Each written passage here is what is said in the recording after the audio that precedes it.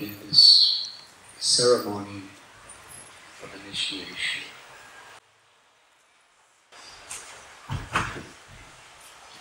Srila Prabhupada taught us the very ancient tradition of beginning any ceremonies where there is committing oneself to holy vows with a particular verse in the scripture. Om apavitra pavitro va sarvavastam kuto bihari Yasmade pundarikaksham sabhayabhyantada suchi. This verse not only encapsulates the purpose of initiation, but the very purpose of the human form of life. Whether one is pure or impure, or even having passed through all various situations which come upon us in life, one who remembers the beautiful, lotus-eyed, Supreme Personality of Godhead becomes purified within and without. The name of Krishna is Pavitra, which means the all-pure. It is a law of nature that what we associate with, we become influenced by that. Srila Prabhupada gave the example, if you put an iron rod in fire, it becomes red and hot like fire. And if you touch it, you get the same experience. If you put that same iron rod in ice, over time it becomes frigid as ice. Who we associate with, what we associate with, is very much what will determine our consciousness, our aspirations, and our complete state of life. Krishna descends into this world again and again, especially to give us the opportunity to become purified by associating with Him. Yada yada hi dharmasya gvanir bhavati bharata abhyutanam dharmasya tadatmanam srijamyadu. Krishna tells us in the Gita that He comes again and again and again to reestablish the principles of religion, to annihilate the demoniac, and to give pleasure and protection to the pious. But Srila Prabhupada explains He could do that through so many other ways, because the Absolute Truth is inconceivable potencies and is all powerful.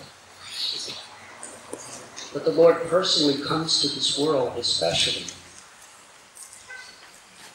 to perform beautiful pastimes and teach us lessons that we could remember. And in remembering and following, we become purified. Kali Kale Naamavatar Krishna Avatar. In this age of Kali, Krishna especially incarnates in the sound of His name. Lord Chaitanya prayed, Nam Namakari Pahuta Nicha Sarvashaktis. That the Lord is not different than the name of the Lord. The Lord's beauty, His sweetness, the Lord's pastimes, abode, are all accessible to us in Nam, in the name. Golokera Premadana Harinam Sankirtan. That this Hare Krishna mantra which is the male and female aspects of the Supreme Truth, Radha and Krishna, has descended from the highest platform of the spiritual world, Goloka, just to give everyone and anyone the opportunity to associate with the Lord and become purified. There is no more powerful purifier in all existence in God's name. And anyone, anywhere, at any time, can access that purification, the presence of the Lord, by chanting. Therefore the Lord said, Param Vijayate Sri Krishna Sankirtan.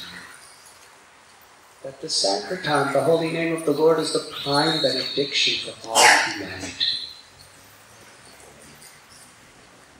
It is simple, and it is so natural.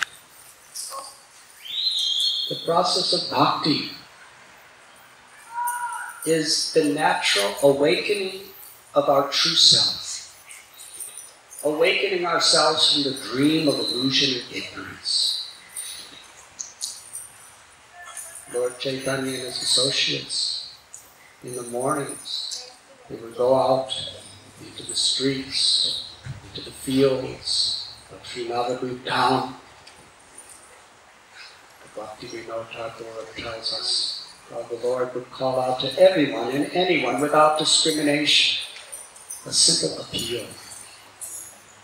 Jeev jago, Gaura Chandra Bole, Kota Nidra Jayo Maya Pisa Chira Bole. Wake up, sleeping souls. You are sleeping in the lap of the witch of Maya. Spending your lives working all day, sleeping, or trying to enjoy your senses, the day and the night, and time is passing very rapidly. Human life is so precious, and the most precious thing in this human life is every moment that we have. If we waste a moment, we cannot buy back that last moment with all the wealth in the world. Therefore, nothing can be calculated to be of such value as each moment of our lives. And how we utilize our time, moment after moment after moment, is what will be our destiny.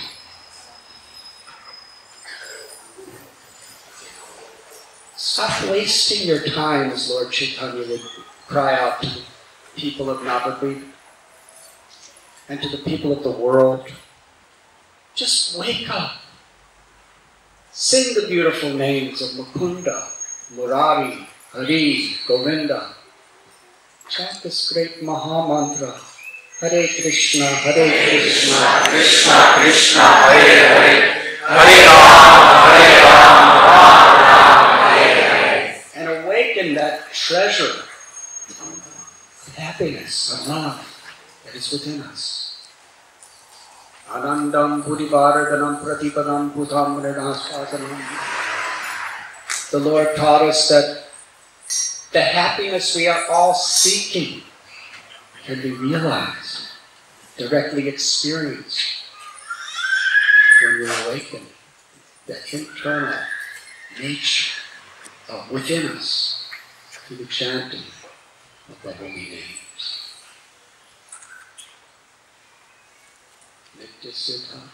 Krishna Prema Satya Kapono, Sravanadi Sudi Cheti Kodigai Putai. But this love for Krishna is in the heart of everyone. Simply associating with those who are devoted to the Lord and chanting the Lord's name, that love is awakened.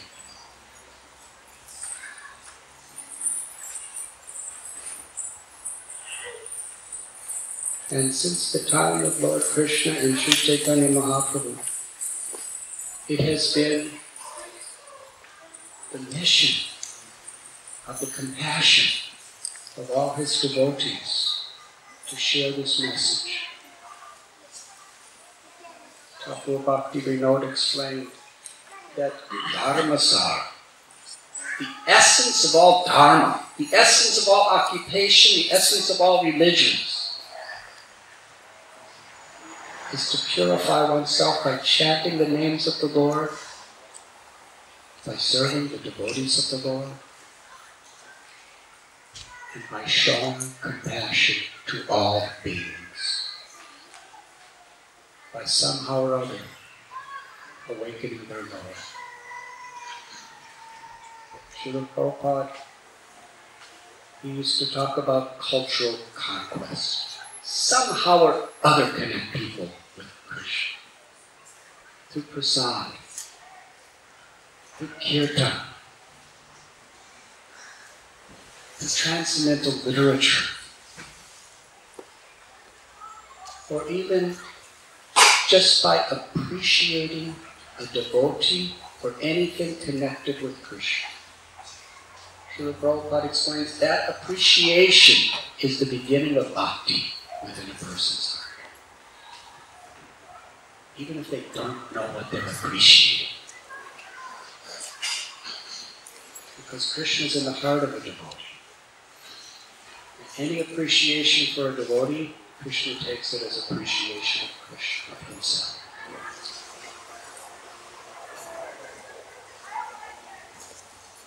Today is a very auspicious day for this initiation. It is Ekadasi, which is sometimes called the day which is the mother of devotion for those who observe it. Mother because it nourishes us with so many opportunities for spiritual progress. And also today is the appearance day of His Holiness Radhanath Swami Maharaj.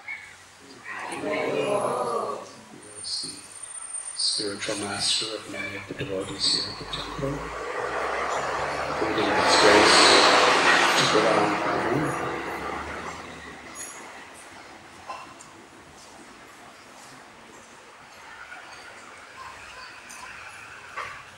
Srila Prabhupada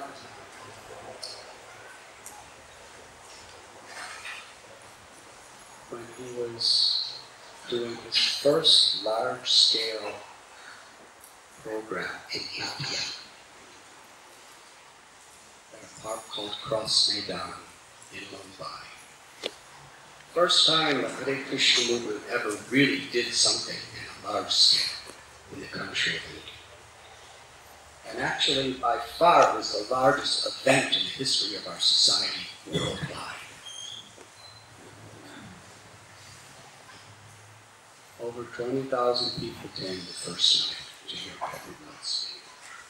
Some people told me it was 30,000. I couldn't count, because everyone was sitting on the floor. It was just an absolutely beautiful sight. Especially from where I was, way in the back. The back corner. I was looking out at all of these people. It was like an ocean. At the very front there was a stage.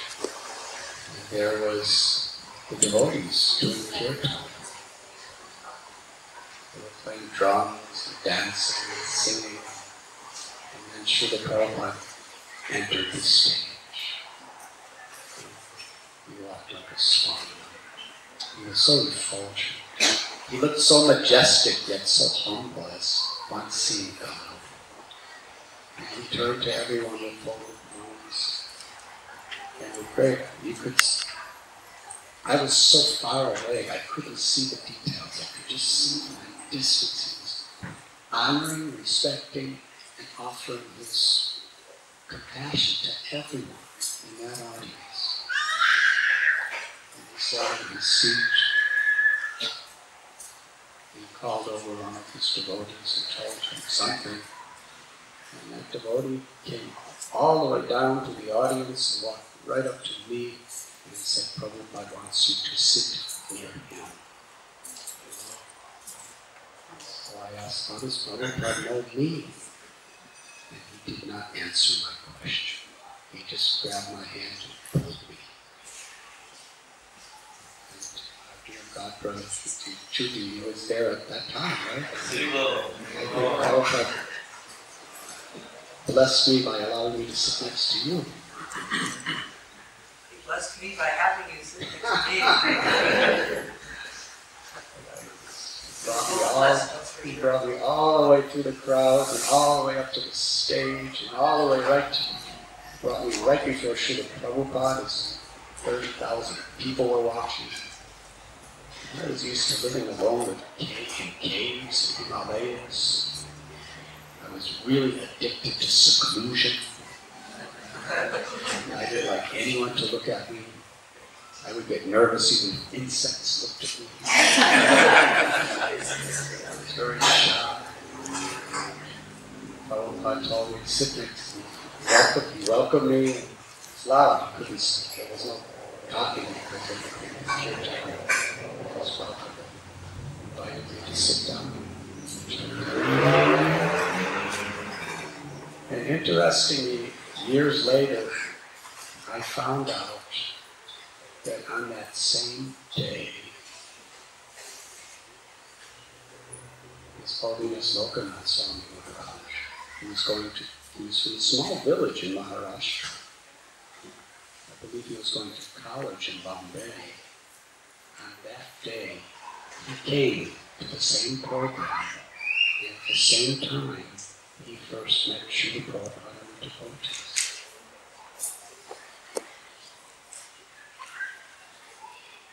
That's very special for me.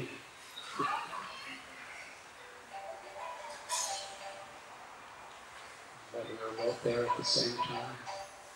We both had our first experience of Srila Prabhupada's grace, the association of devotees. And each of us every day would come. Srila Prabhupada invited me to come every morning and every evening to sit with him on the stage. And Lokanath Goswami Maharaj, or Swami Maharaj, was also coming every day. The difference is he became a devotee. And then we went back to the Himalayas. It took me some time. But from the time Lokanath Swami Maharaj became a devotee, he was so very, very dear to Srila Prabhupada. He helped Srila Prabhupada to develop the center in Bombay, Juhu. Prabhupada gave him so many instructions. In Vrindavan, he gave him sannyas. He told him to go with oxen, walking by foot to the villages throughout India to broadcast the holy name and the message of Lord Chaitanya. And he dedicated his life and soul. And he's still doing it to this day. His Padayatra is still traveling throughout India on his inspiration. And he's circling the world dozens of times, giving Prabhupada's message, giving Prabhupada's love. So I'm very honored on this day to be here, to offer this service on behalf of Srila Prabhupada. It is said that the Lord teaches the world through those who the Lord loves. Anything we want to understand about anything, we can actually get the essential spirit of it by studying the lives of great saints. What does it mean to take initiation? Krishna tells us in the Bhagavad Gita, Tad vidi pranipatina pariprashlena sevam upadeshanti te jnanam jnanamaskarpadash. If one wants to know the truth, one should approach a spiritual master. Inquire submissively and render service. Self-realized soul can impart knowledge because the self-realized soul is seeing the truth. The importance is throughout our history. First, when Ram would get wood to make fire, to keep his guru warm, he would massage his Supreme Lord, would massage his devotee in the form of a guru, he would massage his feet, his legs, he would bring him water, he would go out and get herbs and fruits. And every evening, we read in Ramayana how the Lord would inquire about philosophy, about history, about the truth. Krishna studied in the ashram of Sandipani Muni. In fact, just a couple of kilometers from Sandipani Muni's ashram in Ujjain, His Holiness Bhakti Shalu Swami Maharaj, who was here just a few days ago. He built one of the most beautiful temples in that holy place, where Krishna and Balaram, they lived as humble little students of their guru. In Vrindavan, Krishna had already shown his prowess. When he was only a day or two old, he sucked the very life out of Putana, who was a gigantic monster. Killed thousands of children. She was real. She would murder babies. Adasura, Aristasura, Mathura, the most powerful conqueror was Kamsa. Krishna with his punch of his hand, he sent Kamsa to the liberated state of the spiritual world. And here was that all-powerful Lord sitting at the feet of his guru in Ujjain, inquiring, what does this mean? What does that mean? Learning Sanskrit, learning philosophy, learning logic, learning just their various devotional culture and art. And in the end, he wanted to offer dakshina to the Guru, out of obligation, gratitude.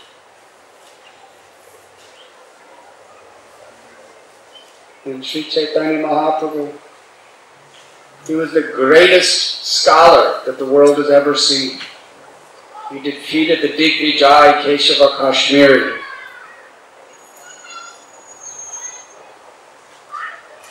But when he came before his guru,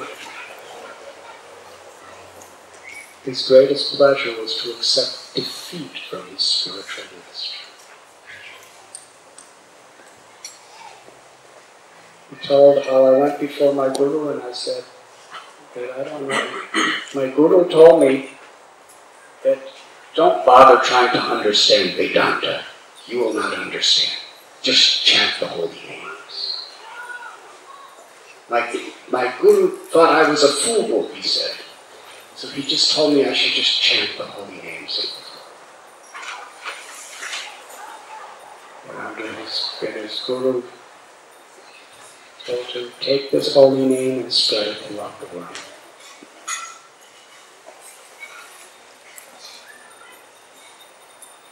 One of Lord Chaitanya's most intimate associates, just a generation later,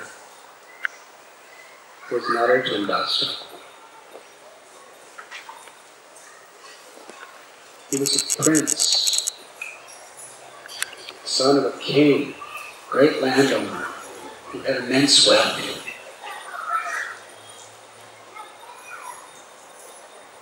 When he left home, he went to Vrindavan. Lord Chaitanya personally appeared to him and told him, if you want to find me, you should accept Radhanath Swami as your guru. But Radhanath Goswami was old. He was feeling so much separation from Lord Chaitanya, who had left the world, and Lord Nityananda, and Roopa Goswami, and Sanatana Goswami. He told Narottam, I've never accepted a disciple, and I have no plan ever to accept a disciple.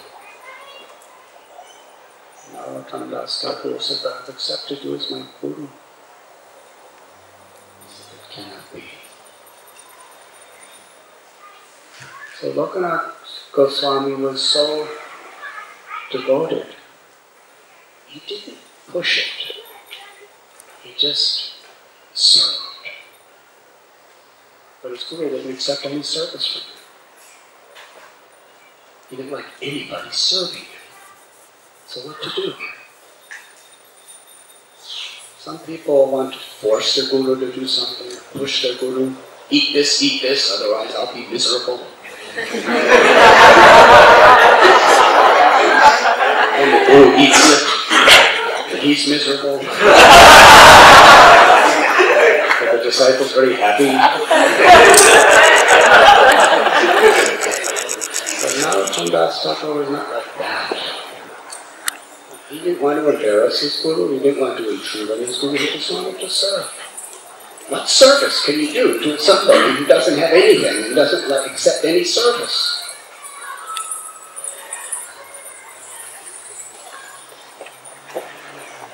By his sincerity, he found a way. Every morning, very early when it was still dark, Lokanath Goswami would go to bathe in the Yamuna River from his little bhajan kutir in Vrindavan. But before doing that, he would respond to the calls of nature in the forest. Then he would go to bathe.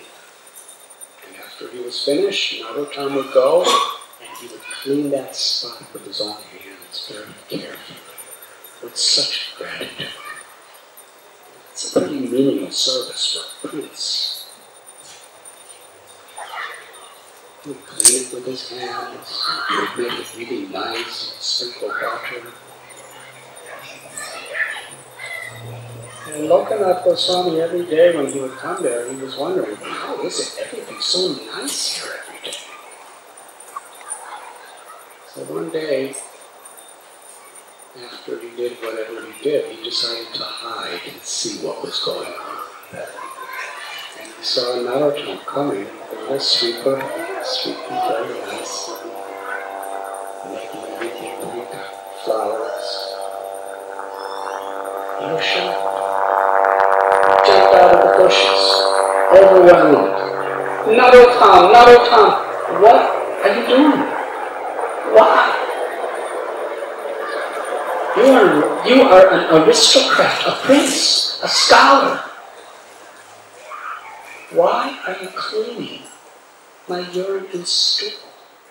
This is below you. Why? Narottam Thakur, with tears in his eyes, he bowed to his Gurudev and said, I left behind all the riches and the pleasures of this world, but I have attained the ultimate treasure, the greatest of all wealth, the opportunity to render menial service to my spiritual master. At that time, Lokanath Goswami decided, yes, I will initiate. And he was his only disciple.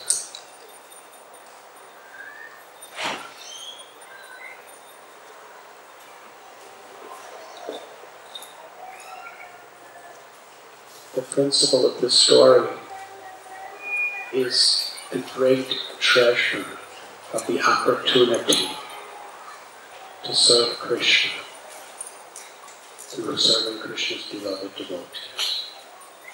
There is nothing in creation that can compare to that experience once we taste it.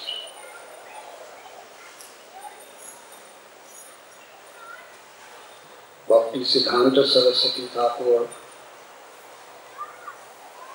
he was called by anybody who knew him the living encyclopedia, because he knew everything about everything.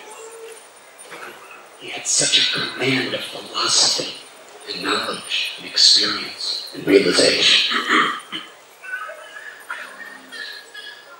And he accepted it as his guru, Srila Gaura Das Babaji Maharaj, who was relatively illiterate. He really didn't know much about reading and writing. And Gaura Das Babaji Maharaj would say to Bhaktisiddhanta, I can't initiate you. You are the greatest scholar, and I hardly know reading and writing.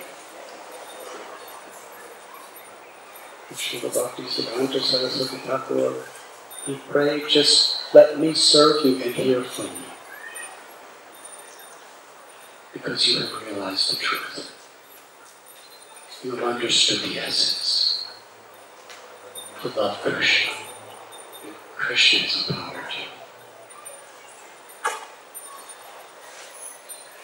And our beloved spiritual master, His Divine Grace, A.C. Bhaktivedanta Swami Prabhupada. In 1922, he first met Srila Bhaktisiddhanta Saraswati Thakur on a rooftop in Calcutta. The address was 1 Ultadonga Junction Road. At that time, there was a little ashram that Bhaktisiddhanta Saraswati Thakur had in Mayapur, and his little house in Calcutta. I've been there many times. In fact, just about a year and a half ago, the International Society for Krishna Consciousness got the legal possession of that house after so many years. Kind of. We own the building, but other people live in Australia. In India, it's everything is kind of interesting. Srila Prabhupada bowed down. And it was before he even got up, Srila Bhaktisiddhanta Saraswati Thakur gave him the instruction. You are an intelligent young man. You should take this message of Lord Chaitanya and bring it to the English language all over the world. And Prabhupada said that at that time he was a follower of Gandhi. And he was a very, very serious follower of Gandhi. He wore khadi. By wearing this hand-woven clothes, it was a very, very strong sign of rebellion against the entire British government who ruled India. Like in the 60s, if we wore our hair long, anybody who saw us knew wearing long hair means you revolted against the establishment. And people hated you just because of your hairstyle. Not just some people, most people. But even more so, wearing khadi at the time of Gandhi. And Prabhupada gave up he studied in college, he gave up his diploma and his graduation and everything.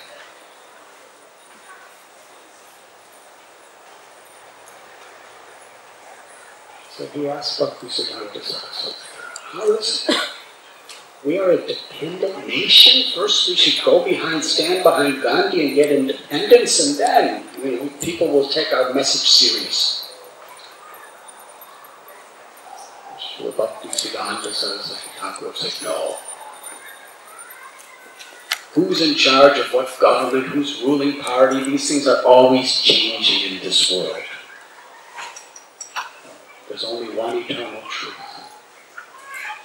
And we are all coming from Krishna. We are all eternal servants of Krishna. We are all eternal spirit souls.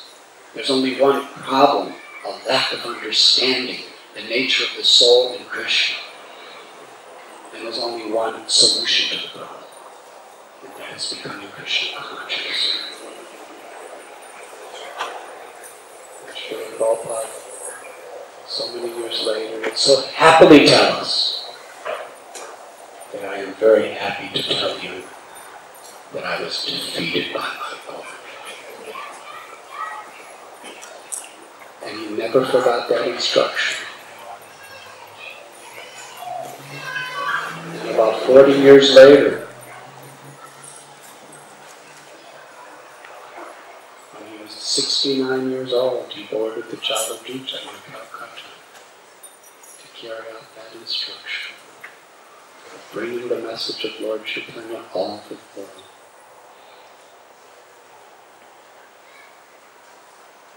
His heart attacks, his seasickness, the poverty of living in the Bowery, the challenges, the struggles. Nobody wanted to help him in India because nobody thought it was possible. All those difficulties were like Krishna putting a garland to glorify Srila Prabhupada's devotion throughout the rest of time. What was his compassion? Srila Krishnadas Babaji Maharaj, one of the dearest godbrothers of Srila Prabhupada, was at Srila Prabhupada's sannyas initiation in Mathura.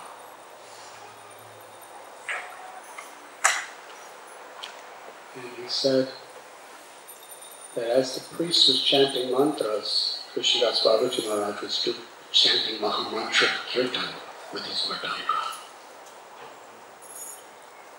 And if any of you have ever heard his tapes or seen him, he was very enthusiastic and very spontaneous. I lived with him for some months, and I didn't even know he knew English. He knew English great, but he never spoke. It was months till I found out. The only thing he would say whenever he saw you, anybody he'd see, he would just light up like the sun. His eyes would get big and shine with tears, and he would exclaim, "Hey, Krishna!" Any of you ever meet Krishnadas Babaji? You'd see him, "Hey, Krishna!" I remember he would sing all day in the temple, playing mridanga, just singing very simple beats. Do do do, hey, do do do, hey.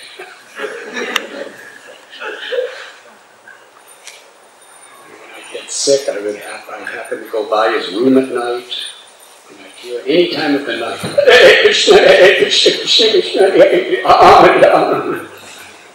He would always chant. So this priest was telling him, "Softer, softer." So he would get softer. The priest would do the mantras. The priest will soon do mantras. Prabhupada turned to Krishnadas Babaji when the priest wasn't looking, and he'd say, "Barbara." He'd go, "Hey Krishna, hey Krishna." And the priest would go softer,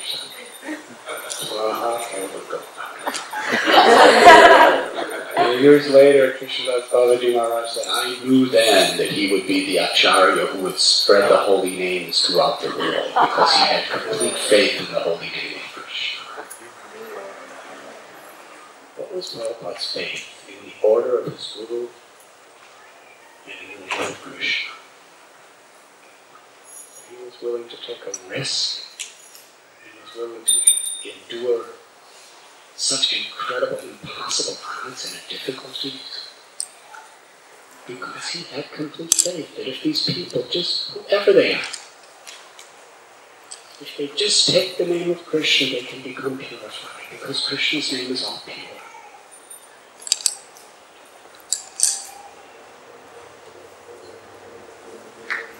Lord Chaitanya gave Haridas Thakur and Nityananda Prabhu a simple instruction.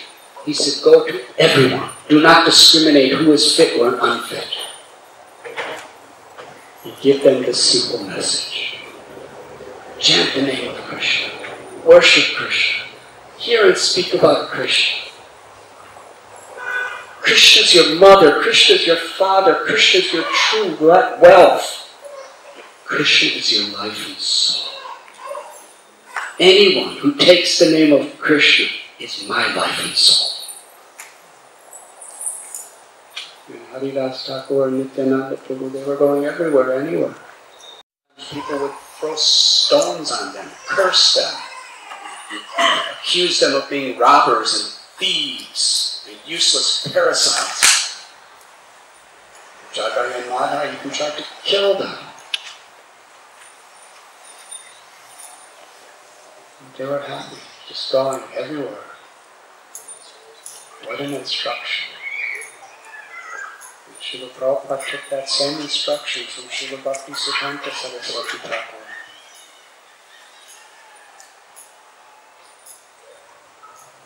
And gave it to so many Jagais and Madhas. Srila Prabhupada would sometimes say, when people would glorify him, he said, my only qualification is I'm simply trying to execute the order of my spiritual master.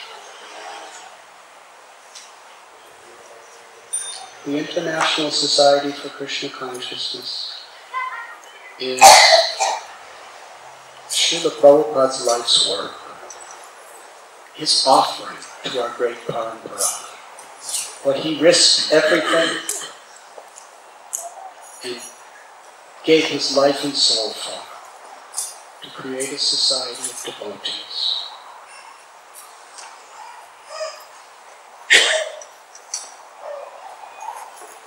And on these days of initiation, we understand that he is our founder Acharya. And those who are serving on his behalf as Diksha Gurus, Shiksha Gurus, Gurus, as temple presidents, as GBCs, as pujaris, as priests, as cooks, as pot washers, as congregation, as Sankirtan devotees, as husbands, as wives, as students. We're all meant to serve according to our position in such a way that we can fulfill Prabhupada's mission of giving the highest realms of ecstatic love for Krishna, Krishna prema to the world through this Harinam Sankirtan movement. Srila Prabhupada is here in Laguna Beach. He gave a famous talk at Balboa Park. In San Diego. He spent a large amount of his time in Los Angeles. The second temple he established in the world was in San Francisco, where he established the first Rathi Ashram. California is a very holy place. Just yesterday at the Sunday program in New Dwarka, after I did a kirtan and gave lecture, I was sitting talking to people, and one man, he came up to me and he told me that he had met Srila Prabhupada. And I asked him, how did you meet Prabhupada? He said in 1967, there was a mantra rock dance at the Avalon Ballroom in San Francisco. And he was on stage. And Prabhupada came to the stage and walked right up to him because he thought that this person worked there. And he asked, where am I supposed to go? So I think you're supposed to go where the seat is. And he was telling me that Prabhupada planted a seed in his heart so deep through that encounter. And he said, I met the devotees, but then I got distracted by so many things. He said, but now that seed is beginning to become like a tree, and I feel that I have to get serious, and I have to take initiation, and I have to surrender. I was in his late 60s. He was in his 20s at that time. A few days before, I was near Encendido, and I met one man, and he told me that he first met Prabhupada in Washington Square Park in 1966.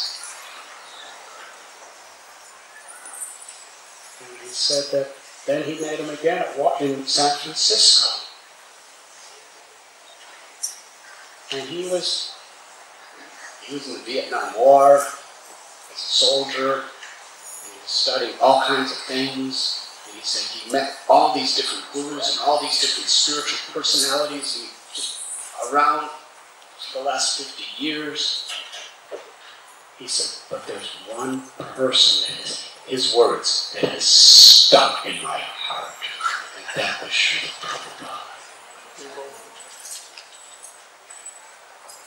And now, his yoga studio is a temple of Radha Krishna.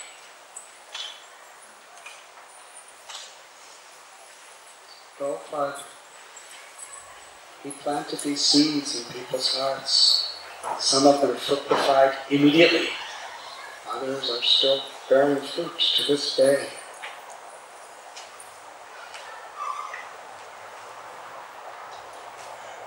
And we are all meant to cooperate together. And cooperation is simple. If we just put aside our false egos and really focus on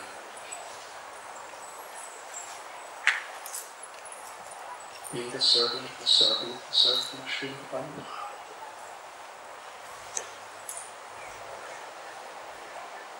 Trinada Pisunichena Karodi Vasihishina Amanina Manadena Kirtana Sadavati.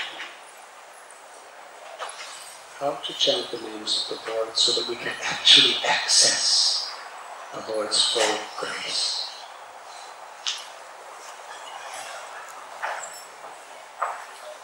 This verse is not just a supplementary detailed instruction. It is the crucial, essential message of our sampradaya. If we want to taste the nectar of the holy name, we must please Krishna. And if we want to please Krishna, this is the name. By making our standard of success, our aspiration, to be humble like a blade of grass,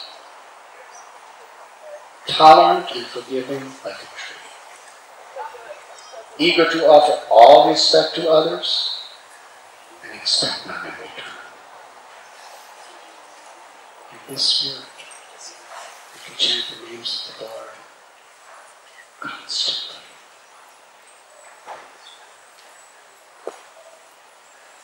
Srila Prabhupada explains initiation doesn't mean you're reaching the goal. To initiate means to begin. It's not that we're thinking that now that I'm initiated, I'm very senior. When you're initiated, that means now I'm a beginner. Previously I was preparing to begin, but now I can begin. I'm officially beginning. And spiritual advancement doesn't mean the more position we get, the more proud we get. Spiritual advancement means the more humble and the more service attitude we get. Otherwise it's superficial.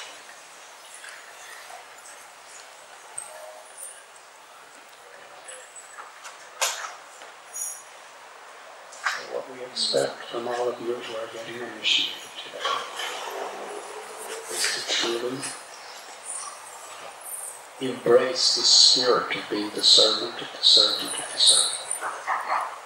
To be faithful, to be loyal, to be chaste to the sacred teachings that Srila Prabhupada has given us. That doesn't mean we're condescending or fanatical toward other people. Amanina manadena means we should offer respect to every living being. But we remain completely faithful to the teachings Srila Prabhupada has given us. Completely faithful to this as a servant of the servant of Srila Prabhupada in every aspect of our life. And by our example, we inspire people. We inspire the devotees, we inspire everyone.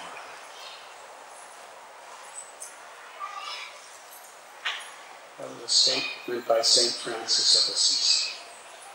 He told all of his followers, you should always preach.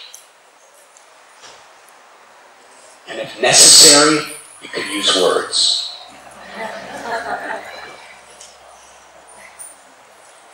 What that means is we should always preach by our example. And of course, we use words a lot. But if those words are not built on the foundation of our good character and our example, they're not going to have much effect. So this is what we are praying to all the initiates, to really strive to live with the character and the example which we read in Srila Prabhupada's books and in the lives of the great souls, to follow in their footsteps, to be humble, to be cooperative, not to fall into the poisonous pit of the snakes of the propensity to find faults with others, to uselessly waste our life in gossip, but to utilize our precious time to glorify God and glorify the devotees and uplift the world by chanting the holy names. And we vow to follow these four regulative principles: no illicit sex, no intoxication, no gambling, no meat eating.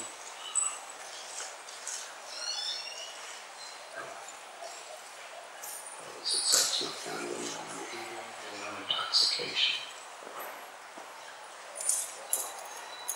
These regulative principles in themselves bring us to the mode of goodness.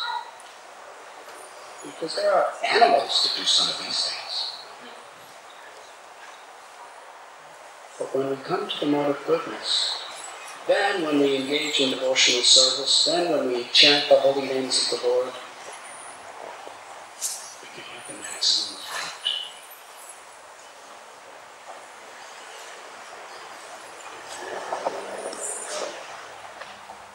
If we're still breaking regulative principles while we chant the names, Lord Chaitanya said it's like an elephant that bathes and then rolls in the dust. So we should be very careful to live very high moral character and to chant the holy names as the primary duty of our life. It's not just something we add to our life. This chanting of God's name is the primary duty of our lives. It's what connects us to Krishna in the most divine way. Harinama, Harinama, Harinama, Eva Kevalam, Karana, Seva, Naseva, Naseva, Gatiraya. We should adjust all the rest of our lives in such a way that it facilitates our chanting the names of the Lord. It's not that we should just sprinkle our chanting around everything else we do. We should, once we understand its importance, and in our mind we make it a priority, then everything else will naturally be adjusted.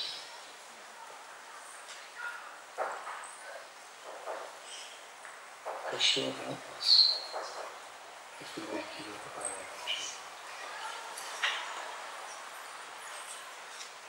So this is some simple words on this very auspicious day that I'd like to share with all of you. I'm very grateful to His grace for last descended to the abode of Gopika to bless this sacred occasion. Can you bring a chair for me? I have a chair.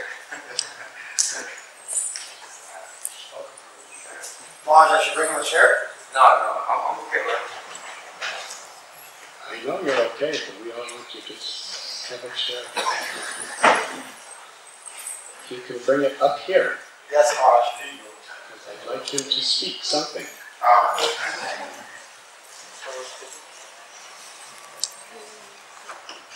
I wasn't supposed to speak.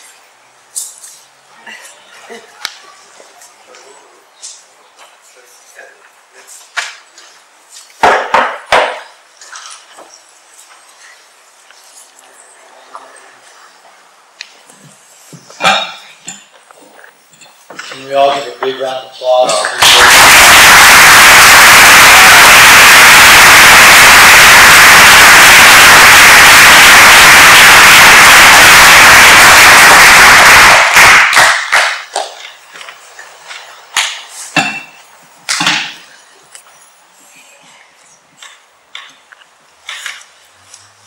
What to say?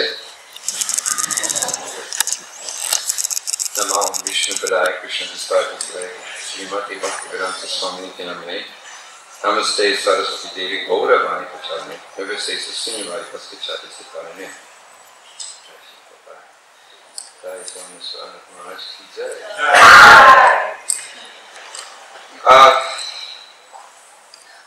I always, in these kind of ceremonies, I'm always amazed at the surrender that it takes for a person to take on disciples. This morning when I was speaking with Radhanath Maharaj, I was just thinking that, I was thanking him. You know, what a position to take, such a thankless task to take on disciples. And I know I have one child, and that was such a burden. It was a great surrender. It was, it's a lifetime engagement. It never ends. My son's 35 years old, and I'm still interacting, speaking with him, caring about him, thinking about him, concerned about him. And that's just one. So I was thinking, how is it that a spiritual master takes on this kind of position where he accepts so many sons and daughters, literally. When Maharaj comes to Dwarka, there's so many of his disciples that are wishing some kind of attention, instruction, love, emotional support. And those are all the necessities of human nature. And he has to do it, and he's a sannyasi. So we see that this position is not ordinary. It takes great surrender. It takes a lot of desire to want to satisfy the predecessor acharyas, one's own spiritual master. It's a position that one takes not just to have some particular desire for overlording someone or for some fame, distinction, aggrandizement, but it's a position that one takes in order to spread the message of the spiritual master, in this case is Divine Grace Srila Prabhupada, and of course the predecessor acharyas. That's necessary. But specifically here we're seeing that His Holiness Radhanath Maharaj is taking this position in order to spread Krishna consciousness, to give the disciples an opportunity to surrender to the Supreme Lord, to be connected with the Parampara, and to become empowered in order to spread the Krishna conscious movement. That is the goal. That's why we simple pillars of materialistic life. So when we sit here, we see such a ceremony. Yes, you'll be feeling pain. You'll have some pain. But when this pain is there for Krishna, for the spiritual master, it's worth it. It produces something, it produces character, It gives you strength. One cannot be Krishna consciousness without putting upon oneself some type of austerity or tapasya. You cannot do this. Even in the material world, if someone wants to become successful in any capacity, if they're not prepared to voluntarily submit themselves to some type of austerity or tapasya, they'll never be successful. There's no such thing. That must be there. So in Krishna consciousness, we have do's and do nots. It has to be there. And sometimes we hear a lot about the do nots and not so much about the do's. But they must be there. So I'd like to thank all of you for taking upon yourself this austere, this voluntarily putting yourself in position of a little bit of suffering in life. But ultimately, you'll achieve a wonderful goal, which is you'll achieve happiness. All of us want to be happy. The happiness doesn't come cheaply. You have to pay the price for it. This is the price that we pay. But in the end, it's worth every bit of it. Whatever little suffering you may feel now, at a certain point in your life, you feel, wow, what a blessing. How is it that I was able to just be walking along and I stumbled upon this? It's like sometimes I think how I was just walking along the street in a small town and I just stumbled upon a Hare Krishna devotee with no desire whatsoever of having that type of association. But just by the mercy of His Divine Grace, Srila Prabhupada, who cared for all of us, this devotee gave us an opportunity, and here we are, years later, and never regretting a moment of it, and always being very thankful and grateful that I had an opportunity to be initiated by a wonderful spiritual master. And all of you are having that opportunity this evening. Take full advantage of it, please, and help Srila Prabhupada's legacy and spread this Krishna conscious movement. Thank you.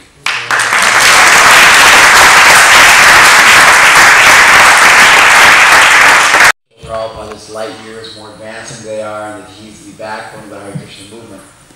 I also don't want anybody to think that I'm in any way confusing my being a temple president with Swalasrama being a temple president. So there's that major line of demarcation between our two services. But I can say, from my own experience, that I felt very much like your son. I still do. Living under your able shelter in the ashram in Los Angeles. And I think that you've undergone so many hardships as a Shiksha Guru, as a leader, as a friend, philosopher, and guide for so many thousands of devotees. And I know that for sure because I'm one of them. And so I wanted to thank you for taking on that burden for me. And I want to share a little story with you real quick. I had some sort of delusions of grandeur when I joined the Hare Krishna movement. I may still have them. But I was thinking that I would go out on Sankirtan every day for the rest of my life.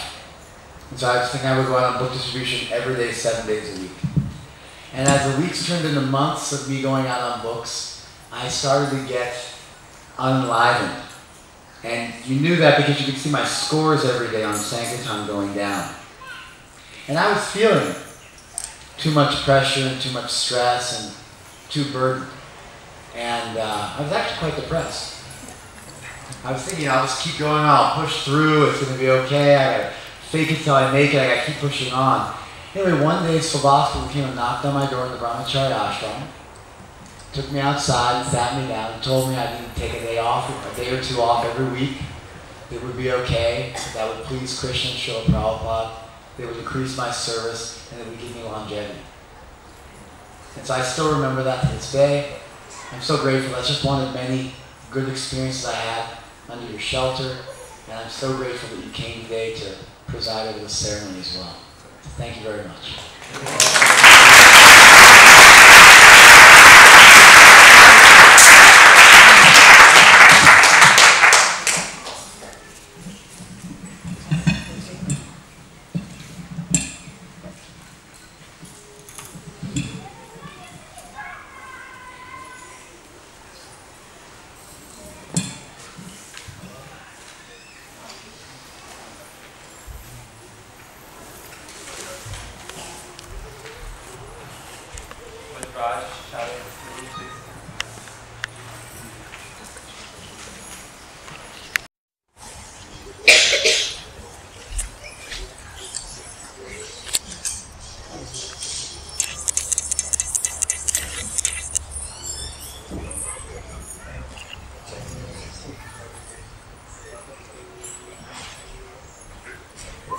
the servant of the servant.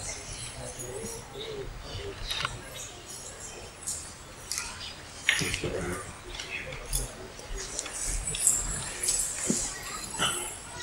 On behalf of Srila Prabhupada and our Guru Parampara, honored to give you the name Roopa Manohar Das.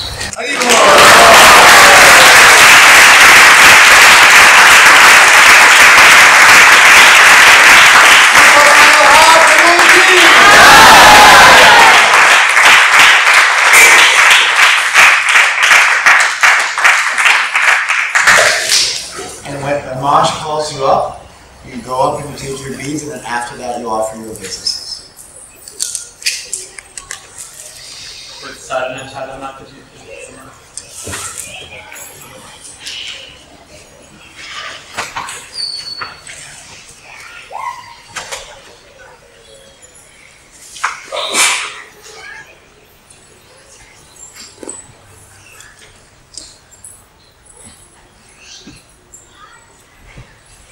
If you come up, you say your vows, you chant it for 60 rounds, and stand before everyone. Yes. Yes, please.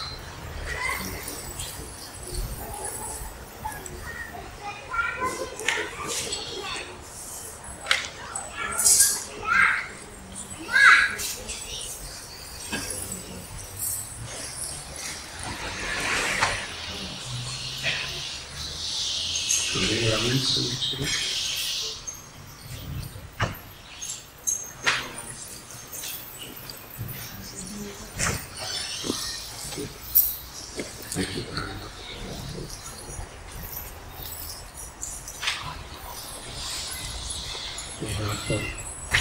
Srila Prabhupada and our Guru Parampara, honored to offer you the name Shyama Kumari Devi Dasi.